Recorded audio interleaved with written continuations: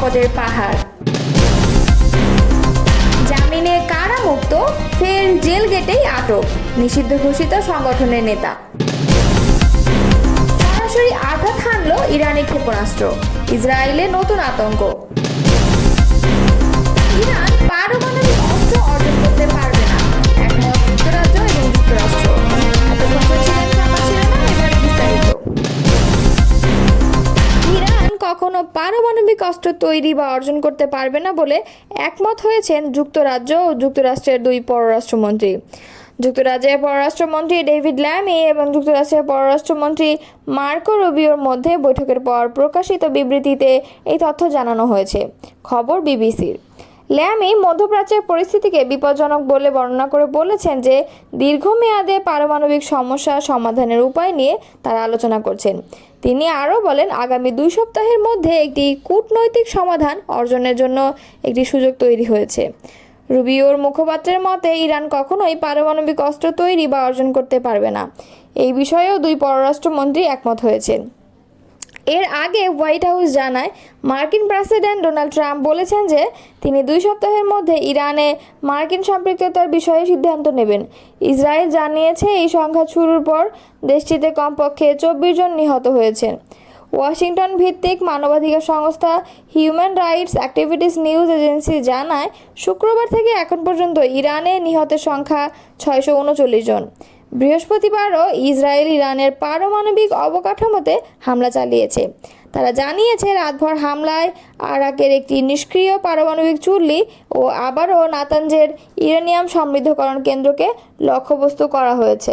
ইসরায়েলের দক্ষিণাঞ্চলীয় শহর বিয়েরশেবায় ইরানের ক্ষেপণাস্ত্র সরাসরি আঘাত হেনেছে।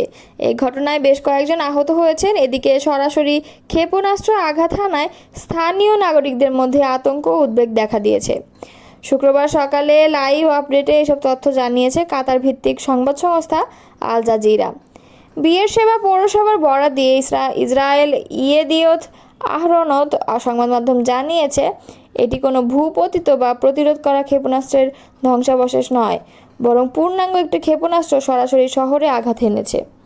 হামলায় এখন পর্যন্ত ক্ষয়ক্ষতি ও হতাহতের বিষয়ে বিস্তারিত জানানো হয়নি, তবে সরাসরি আঘাতের খবর সামনে আসায় স্থানীয় নাগরিকের মধ্যে আতঙ্ক ও উদ্বেগ দেখা দিয়েছে। চ্যানেল 12 নিউজ জানিয়েছে, ইসরায়েলি সেনাবাহিনী নিশ্চিত করেছে যে ইরানি ক্ষেপণাস্ত্রটি বিমান প্রতিরক্ষা ব্যবস্থার মাধ্যমে প্রতিহত করা সম্ভব হয়নি, সরাসরি লক্ষ্যবস্তুতে আঘাত এনেছে এবং আকাশ প্রতিরক্ষা কোনো বাধা তৈরি করতে পারেনি। সংবাদ মাধ্যমগুলো জানিয়েছে, এই হামলায় কয়েকজন আহত হয়েছেন, তবে আহতদের পরিচয় কিংবা অবস্থা সম্পর্কে বিস্তারিত এখনও প্রকাশ করা হয়নি। ক্ষমতাচ্যুত আওয়ামী লীগ সরকারের শীর্ষ পর্যায়ে তাদের ঘনিষ্ঠ ব্যবসায়ী ও নেতাকর্মীদের নামে বিভিন্ন ধরনের সম্পদের সন্ধান মিলেছে যুক্তরাজ্যে। দেশ থেকে ব্যাংক লুট, বিভিন্ন পর্যায়ে দুর্নীতির মাধ্যমে অর্জিত টাকা বিদেশে পাচার করে এইসব সম্পদ গড়ে তোলা হয়েছে বলে প্রাথমিক তদন্তে উঠে এসেছে। এর মধ্যে এখন পর্যন্ত সাবেক প্রধানমন্ত্রী শেখ হাসিনার বোন শেখ রেহানার বাড়ি, শেখ রেহানার মেয়ে ও যুক্তরাজ্যের সাবেক মন্ত্রী টিউলিপ সিদ্দিকের লন্ডনে একটি বিলাসবহুল ফ্ল্যাট শনাক্ত হয়েছে। পতিত প্রধানমন্ত্রীর ছেলে সজীব ওয়াজেদ জয়ের অফশোর বিনিয়োগে তথ্য অনুসন্ধান চলছে। এছাড়া প্রধানমন্ত্রীর বেসরকারি খাত বিষয়ক উপদেষ্টা ও বেক্সিমকো গ্রুপের কর্ণধার সালমান এফ রহমানের ছেলে ও ভাতিজার নামে বিলাসবহুল বাড়ি পাওয়া গেছে। আওয়ামী লীগ সরকারের সাবেক ভূমিমন্ত্রী সাইফুজ্জামান চৌধুরী জাবেদের নামে বাড়ি, ফ্ল্যাট, গাড়ি, ব্যবসা প্রতিষ্ঠান ও ব্যাংকে অর্থ জমার তথ্য পাওয়া গেছে। এছাড়াও আওয়ামী লীগ সরকারের ঘনিষ্ঠ ব্যবসায়ী ও নেতাকর্মীদের নামেও যুক্তরাজ্যে সম্পদের সন্ধান পাওয়া যাচ্ছে। আওয়ামী লীগ সরকারের সময় আলোচিত বড় ধরনের দুর্নীতির ঘটনাগুলো সরকারের একাধিক সংস্থা তদন্ত চালাচ্ছে। এর মধ্যে বাংলাদেশের আর্থিক গোয়েন্দা ইউনিট, দুর্নীতি দমন কমিশন, জাতীয় রাজস্ব বোর্ডের কেন্দ্রীয় গোয়েন্দা সেল, পুলিশ অপরাধ তদন্ত বিভাগ সবাই আছেন। পাশাপাশি আন্তর্জাতিক একাধিক তদন্ত সংস্থারও সহায়তা নেওয়া হচ্ছে। এখন পর্যন্ত এদের তদন্তের ভিত্তিতে তৈরি প্রতিবেদন থেকে এসব তথ্য পাওয়া গেছে। জাতীয় রাজস্ব বোর্ডের সহযোগী সংস্থা কেন্দ্রীয় গোয়েন্দা সেল বা সিআইসি দেশ থেকে টাকা পাচারের ঘটনা ব্যাপকভাবে তদন্ত করছে। সংস্থার একটি টিম সম্প্রতি বিভিন্ন দেশ ঘুরে এসেছে। তারা সাইফুজ্জামান চৌধুরী এবং ওরিয়ন গ্রুপ ও আরও একটি গ্রুপের নামে যুক্তরাজ্য, যুক্তরাষ্ট্র ও সংযুক্ত আরব আমিরাতে থাকা সম্পত্তি ও ব্যবসায় বিনিয়োগ সুনির্দিষ্টভাবে চিহ্নিত করেছে।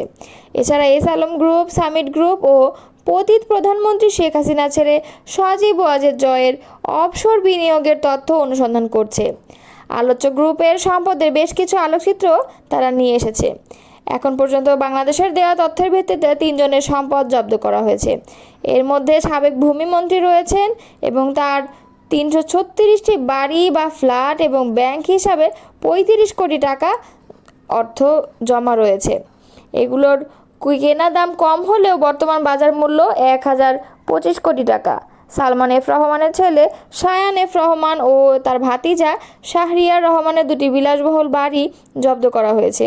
এই দুটির মূল্য প্রায় 77 লাখ পাউন্ড বা বাংলাদেশি মুদ্রায় 1300 কোটি টাকার বেশি। আরও একটি ব্যবসায়ী গ্রুপের 2 জনের নামে যুক্তরাজ্যে সম্পদের তথ্য পাওয়া গেছে। সেগুলো জব্দ করার জন্য অনুরোধ জানিয়ে যুক্তরাজ্যের ন্যাশনাল ক্রাইম এজেন্সি বা এনসি এর কাছে চিঠি পাঠানো হয়েছে। এছাড়া সাইফুজ্জামান চৌধুরীর ভাই রনি চৌধুরীর নামেও যুক্তরাজ্যে বিভিন্ন ব্যবসার তথ্য পাওয়া গেছে। সেগুলো জব্দের জন্য চিঠি পাঠানো হয়েছে। প্রতিবেদন থেকে দেখা যায় শেখ হাসিনার পরিবারের আর কারো নামে বা বেনামে দেশটিতে কোনো সম্পদ আছে কিনা সে বিষয়ে তদন্ত হচ্ছে। তদন্ত কাজে তারা দেশটির ন্যাশনাল ক্রাইম এজেন্সি ও ইন্টারন্যাশনাল অ্যান্টি করাপশন কোঅর্ডিনেশন সেন্টারের সহায়তা নিচ্ছে। ন্যাশনাল ক্রাইম এজেন্সি হচ্ছে যুক্তরাজ্যের কেন্দ্রীয় গোয়েন্দা সংস্থা। তারা যে কোনো বিষয়ে তদন্ত করতে পারে, বিশেষ করে মানি লন্ডারিংয়ের ঘটনাগুলো অত্যন্ত গুরুত্বের সঙ্গে তদন্ত করে। আইসিসি হচ্ছে যুক্তরাজ্যের সরকারের অর্থায়নে পরিচালিত একটি আন্তর্জাতিক দুর্নীতি বিরোধী বেসরকারি সংস্থা। এর সঙ্গে অস্ট্রেলিয়া, নিউজিল্যান্ড, কানাডা, সিঙ্গাপুর, মার্কিন যুক্তরাষ্ট্রের এফবিআই, যুক্তরাষ্ট্রের অভ্যন্তরীণ নিরাপত্তা সংস্থা সংযুক্ত। তারা একে অপরের পরিপূরক হিসেবে তদন্ত করে। কোনো ঘটনা তদন্তের প্রয়োজন হলে ওইসব দেশের সংশ্লিষ্ট সংস্থাগুলো একযোগে কাজ করে। বাংলাদেশ বিগত সরকারের 11টি ঘটনার যে তদন্ত হচ্ছে সেগুলোতে সহায়তা করছে ওই 2টি সংস্থা সহ আরও কয়েকটি আন্তর্জাতিক সংস্থা, যে কারণে দুর্নীতির মাধ্যমে পাচারের অর্থে বিদেশে গড়া সম্পদের তথ্য বের হয়ে আসছে। জামিনে কারামুক্ত হয়ে ফের জেল গেট থেকে আটক হয়েছে নিষিদ্ধ ঘোষিত সংগঠন ময়মনসিংহ মহানগর ছাত্রলীগের সভাপতি নওশেল আহমেদ অনি। রাষ্ট্রবিরোধী এবং আইনশৃঙ্খলা পরিপন্থী কর্মকাণ্ড ঠেকাতে তাকে আটক করা হয় বলে জানিয়েছে পুলিশ। বৃহস্পতিবার রাত 8:30টার দিকে ময়মনসিংহ কারাগারের সামনে থেকে এই ছাত্রলীগ নেতাকে আটক করা হয়। তার বিরুদ্ধে ডিসি বাংলো ভাঙচুর, শহীদ সাগর হত্যা মামলা, বিএনপি অফিস এবং দলটির নির্বাহী কমিটির সহ সাংগঠনিক সম্পাদক আবু ওয়াহাব আকন্দ ওয়াহিদের বাসা ভাঙচুরের মামলা রয়েছে। এর মধ্যে 3টি মামলায় নিম্ন আদালত এবং সর্বশেষ গত 25 মে উচ্চ আদালত থেকে অপর মামলায় জামিন লাভ করে।